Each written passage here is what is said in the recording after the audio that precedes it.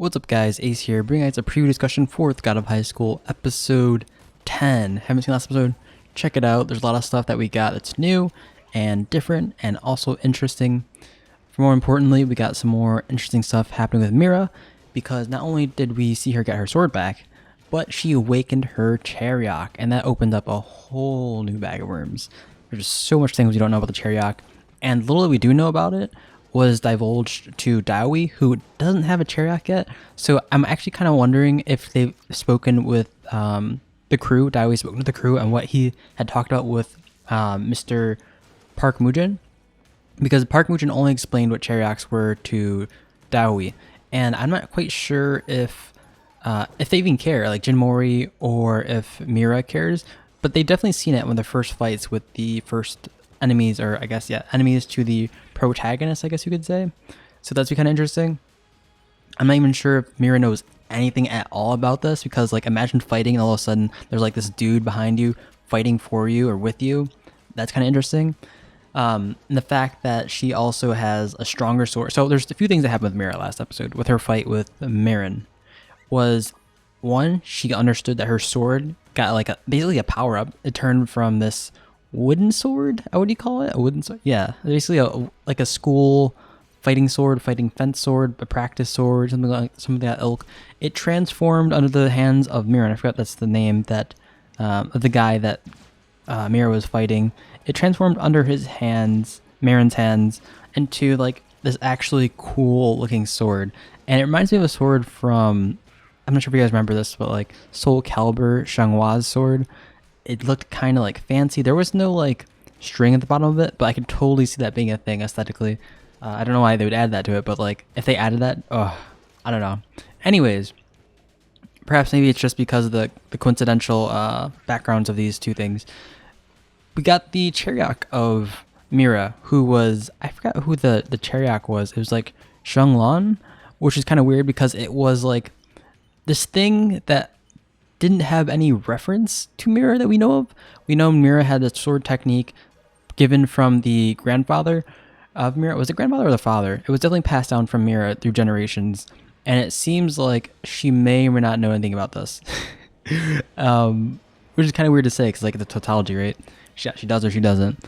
But the fact that she got the sword and she started fighting with her Chariot leads me to believe that she knows a little bit about something about this. But the way that Dowie had said it to her was kind of questionable. And with this Chariot, I'm actually kind of curious, how can they talk to the actual like the being manifesting the power within them? Which I'm kind of wondering they can of some sort, because if we do look back at the fight with the guys, I know there's one commissioner has the Chariot with the Jester character / Joker looking character with the weird clown hat and stuff like that. But we also saw the same person have the same Chariot, the first main character, the first enemy, the dude that was like in the first enemy, I think, when everyone was gathering and fighting for the first time in the God of High School. He had, I mean, he showed his Chariot later, but he didn't show it there. But he had the same manifested entity there. So I'm wondering if there's like some weird pact, and if there's some pact, I guess the entity obviously can commune with the humans of this world.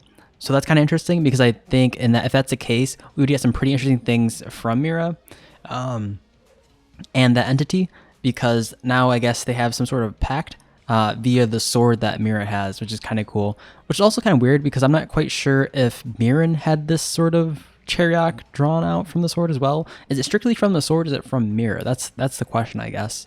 Because if it was from Mira, then it's like she could have done this all along, and like the sword didn't mean too much. But the sword does mean a little bit, because we did see from the cult, when you're talking to the cult leaders, that the sword is the hand that manipulates God, or can sway God, and then Mira would be the hand that sways God, something along those lines.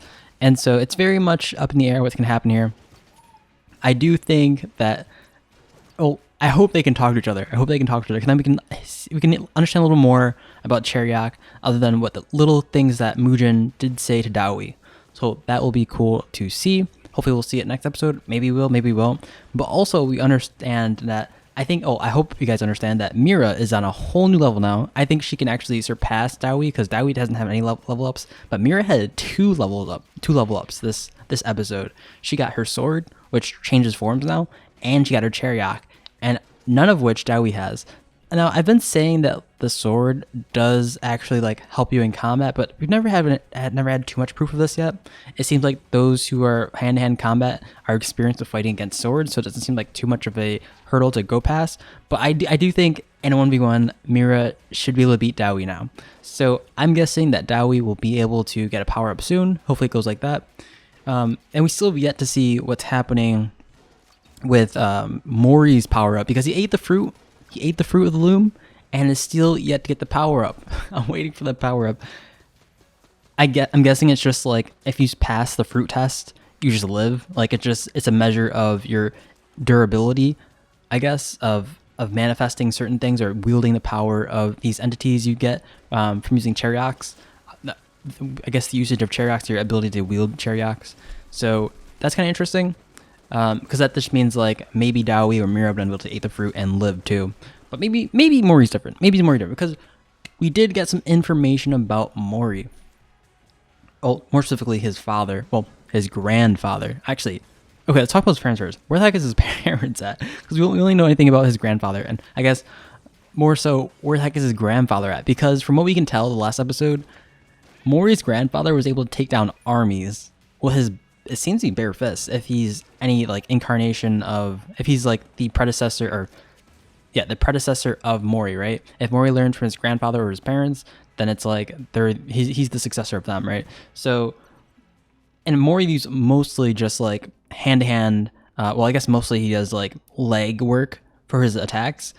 So, if Jin Taijin is any semblance of or resembles Mori at all, it's like he took down entire armies of just his legs. Like that's kind of crazy. It's like literally I'm thinking of like Hitmontop from Pokemon, just like Beyblading through entire armies. Anyways, so we got some information about Jin Taijin, which is Mori's grandfather, and he took down armies. But not only that, he also can take down the Six, that is Park Mujin and the mentor of Jin Mori. We don't know how strong they are, but Park Mujin is also the guy who is able to. He's the opening scene. I think he's shown that he destroyed the people on the island with his hand. And imagine Jin Taijin just like destroying Park Mujin. That's kind of crazy, actually. And it said all the members of the Six too, right? I'm not sure if there's any like weird condition they were under, if it was like a friendly fight or what was happening there. But that's really interesting because if he's that strong, how did the cultists get his grandfather? How did the cultists manage to grab Jin Taijin? I can't think of anything besides one thing. That's like either they would destroy the city because they don't know where Mori is, and the whole idea of having Jin Taijin and Mori away from each other was that everyone was running after Jin Taijin, Mori's grandfather, because Mori's grandfather is a pretty strong dude. And he didn't want them to run after Mori. So the only thing I can think of is like them knowing where Mori lives and then thus blackmailing Jin to not, I don't know. It's weird. Like that's the only reason I can think of, right? I mean, there's that weird sword attack that the cultic leader did at the beginning. But other than that, it's like, you think really that Jin Mori or Jin Taijin would like allow that to kill him? I doubt because okay, I guess we don't really know the strength of the cultic leader for the Nox, but that sword was pretty big and it was summoned from the sky. It was what's his chariot first of all, and actually what's Jin Taijin's chariot? I don't think. Ooh, did he even have a chariot? Maybe he doesn't even need a chariot. He's just so strong. That'll be interesting to see. Whatever happens with Jin Mori's grandfather.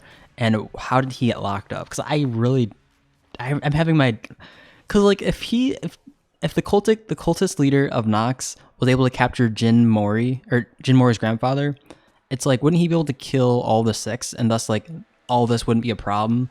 And so like there's something strange about Jin Taijin's disappearance / absence. I don't think he was took because of power difference. I think it was something else, but I guess we'll have to see from there. But anyways, that's my review for this episode. I would talk about Dowie. There's not much that was revealed about him other than his little kerfuffle in the bathroom, which didn't really lead to too much. I guess he developed his character a little bit. He's sort of changing character from being like this super absent person and seems to be like more like taking care of people now or seeing someone and helping them. We've seen that in the, I guess, kerfuffle when he protected the person from the fight against the shark dude. I don't know his name, but yeah, I guess he's getting developed a little more personality wise in the story, but I don't know. There's not too much about Daiwi yet, but hopefully that'll change in the next episode. Anyways, hope you guys like this preview session. I'll catch you guys later on the flip side, and tell me what you guys think about Jinmori's father or grandfather and his just his parents. The whole family is kind of weird because like, where would the parents be? Did they die? Maybe they missed that. But the grandfather thing is really strange. If he can beat the 6 and beat armies with just his legs, like, how are we gonna get captured by a cult leader? Question mark. Anyways, peace out, guys, and have a nice one.